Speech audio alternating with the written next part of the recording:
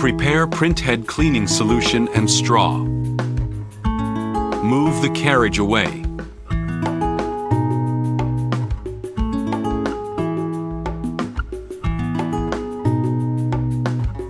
Use a straw to pump in the cleaning solution.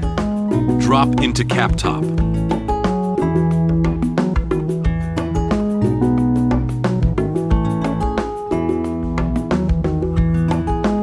And make sure it is completely filled. Return the carriage to its original position. After soaking the printhead for 10 to 15 minutes, clean the printhead.